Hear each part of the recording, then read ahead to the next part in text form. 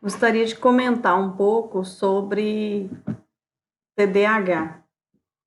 TDAH é um transtorno de déficit de atenção e hiperatividade. Essa questão da farmácia clínica se preocupar com a característica dos transtornos, a necessidade de você avaliar esses transtornos, vários transtornos que nós temos, transtorno do pânico, transtorno toque, transtornos mental, né, transtornos outros mentais, como transtorno compulsivo, transtornos obsessivos, fobias, e todos esses transtornos precisam ter avaliado por nós as suas características para facilitar e ajudar os pacientes no processo de atendimento. Essa característica agora que nós vamos apresentar, que é o TDAH, ele tem algumas características, mas primeiro eu vou falar um pouquinho dessas causas. As possíveis causas que se acham para o TDAH estão geradas, em primeiro momento, a hereditariedade. Outra questão que eles falam é da prematuridade, em pelo menos 50% dos casos, são avaliados como etiologia ou possíveis causas para o processo. Também são colocados como tabagismo, alcoolismo nessas mães durante o processo da gravidez e alguns outros traumas, mas principalmente traumas ligados ao crânio, né? Mas pancadas, né? Traumas mesmo podem gerar esses processos. Mas eles consideram como principal hereditariedade e prematuridade. Dentro das principais características, aparecem várias características para o TDAH, mas as principais que se colocam, né, esse déficit de atenção. Então, a característica da desatenção, a característica da impulsividade e a hiperatividade também trabalhando dentro desse processo, ou seja, ele tem dificuldade em se focar, ele tem dificuldade e aparece muito na infância, porque a idade desse déficit de atenção a característica é menos de 7 anos, então é um período onde a criança teria que, naquele momento, estar trabalhando processos como na escola, né, é o momento do aprendizado, e o aprendizado tem essa característica de você ter uma maior atenção, ter uma maior concentração, desenvolver, planejar, organizar coisas que o TDAH não tem. Então, ele tem dificuldade de planejamento, dificuldade de organização,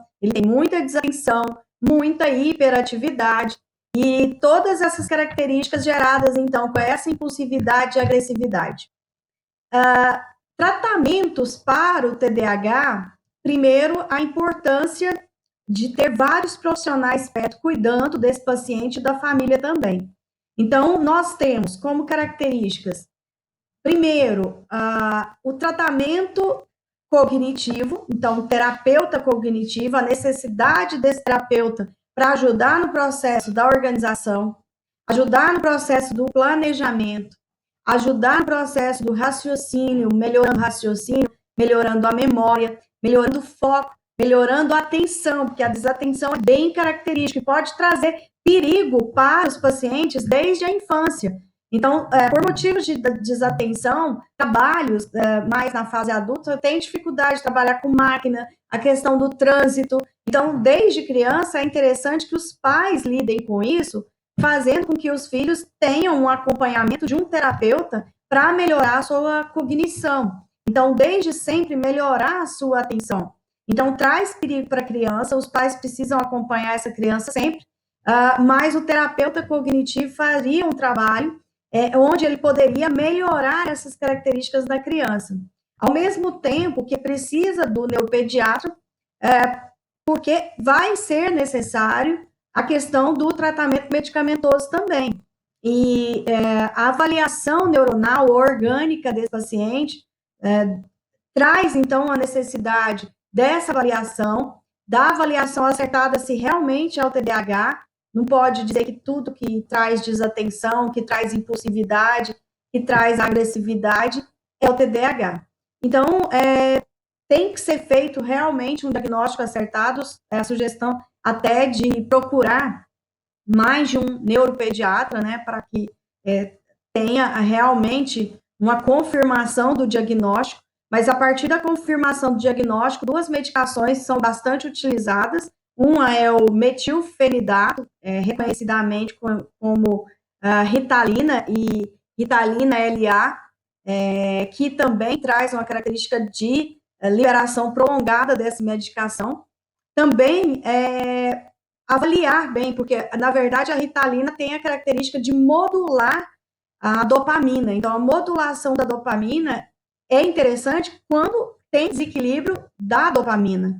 Então, eu vejo muitos estudantes investindo nessa medicação em períodos antes de avaliações, buscando a Ritalina como utilização, e é gravíssimo, porque tem que ter um desequilíbrio em um neurotransmissor chamado dopamina, e desequilíbrio também de serotonina. Então, quer dizer, eu tenho que estar com o organismo debilitado, eu tenho que estar em desequilíbrio de neurotransmissores para que eu use essa medicação.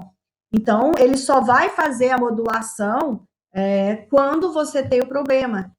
O contrário pode acontecer com esses pacientes, caso, né, alguma pessoa venha utilizar a medicação sem a necessidade, pode trazer efeitos anticolinérgicos, como boca seca, taquicardia, sensação muito forte, né, cefaleia, dor de cabeça, sensação de fadiga.